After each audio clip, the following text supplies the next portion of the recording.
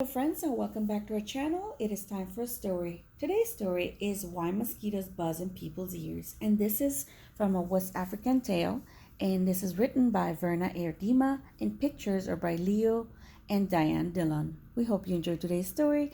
As usual, please like and share this video and hit that bell button so you're notified whenever we post more stories. Okay, let's get started. One morning, a mosquito saw an iguana drinking at a water hole. The mosquito said, "Iguana, you will never believe what I saw yesterday." "Try me," said the iguana. The mosquito said, "I saw a farmer digging yams that were almost as big as I am." "What's a mosquito compared to a yam?" snapped the iguana grumbly. "I would rather be deaf than listen to such nonsense." Then he stuck two sticks in his ears and went off, mek, mek, mek, mek, through the reeds. The iguana was still grumbling to himself when he happened to pass by a python. The big snake raised his head and said, "Good morning, iguana." The iguana did not answer, but lumbered on, bobbing his head, "Badabin, badabin." "Now, why won't he speak to me?" said the python to himself. "Iguana must be angry about something. I'm afraid he's plotting some mischief against me." He began looking for somewhere to hide. The first likely place he found was a rabbit hole, and in it he went, wasusu, wasusu, wasusu. When the rabbit saw the big snake coming into her burrow, she was terrified. She scurried out through her back way and bounded crick, crick, crick, crick across a clearing. A crow saw the rabbit running for her life. He flew into the forest, crying, "Caw, caw, caw." It was his duty to spread the alarm in case of danger. A monkey heard the crow. He was sure that some dangerous beast was prowling near. He began screeching and leaping killy-willy through the trees to help warn the other animals. As the monkey was crashing through the treetops, he happened to land on a dead limb. It broke and fell on an owl's nest, killing one of the owlets. Mother Owl was not at home, for though she usually hunted only in the night, this morning she was still out searching for one more tidbit to satisfy her hungry babies. When she returned to the nest, she found one of them dead. Her other children told her that the monkey had killed it. All that day and all that night she sat in her tree, so sad, so sad, so sad. Now it was Mother Owl who woke up the sun each day so that the dawn could come. But this time she said she would have hooted for the sun. She did not do it.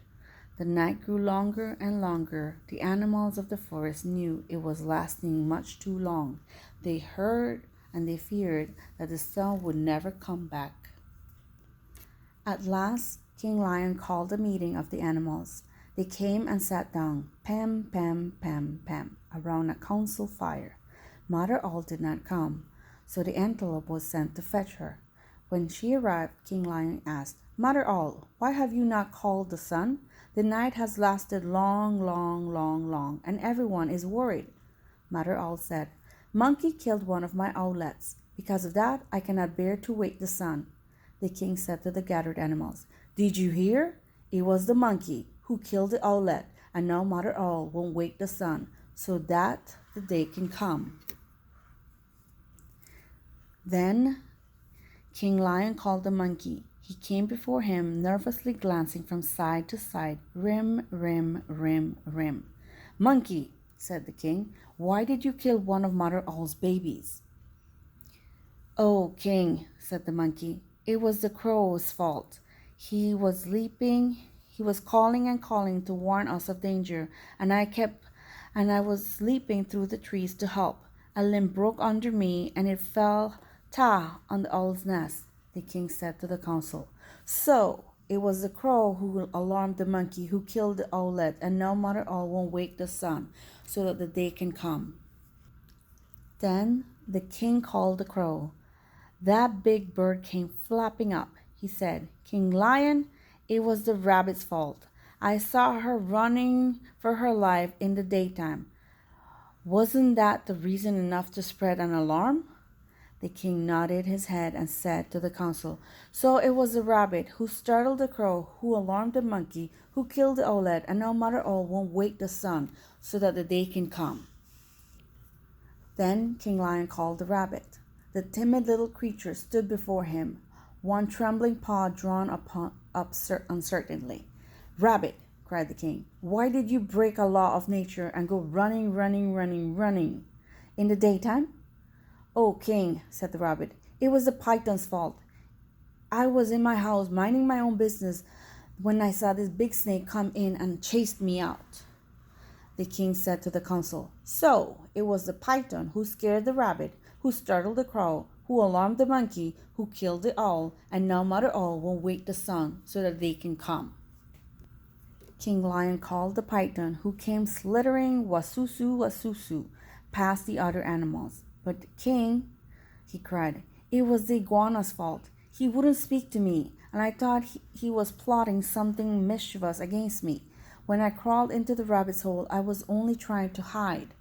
The king said to the council, "So it was the iguana who frightened the python, who scared the rabbit, who startled the crow, who alarmed the monkey, who killed the owlet, and no Mother Owl will wake the sun so that the day can come." Now the iguana was not at the meeting, for he had not heard the summons. The antelope was sent to fetch him. All the animals laughed when they saw the iguana coming, badadim, badadim, with the sticks still stuck in his ears. King Lion pulled out the sticks, brup, brup. Then he asked, "Iguana, what evil have you been plotting against the python?" "None, none at all," cried Iguana. "Python is my friend." "Then why wouldn't you say good morning to me?" demanded the snake. "I didn't hear you or even see you," said the iguana. "Mosquito told me such a big lie. I couldn't bear to listen to it, so I put sticks in my ears." "Nige, nige, nige," laughed the lion. "So that's why you had sticks in your ears?" "Yes," said the iguana. "It was the mosquito's fault." King Lion said to the council, "So it was the mosquito who annoyed the iguana, who frightened the python, who scared the rabbit, who startled the crow, who alarmed the monkey, who killed the owlet, and no Mother Owl won't wake the sun so that the day can come." "Punish the mosquito! Punish the mosquito!" cried all the animals. When Mother Owl heard that, she was satisfied. She turned her head toward the east and hooted, "Hoo, hoo, hoo, hoo," and the sun came up. Meanwhile, the mosquito had listened to it all from a nearby bush. She crept under a curly leaf, and was never found and brought before the council. But because of this, the mosquito has a guilty conscience. To this day, she goes about whining in people's ears, zzz, and everyone is still angry at me. When she does that, she gets an honest answer.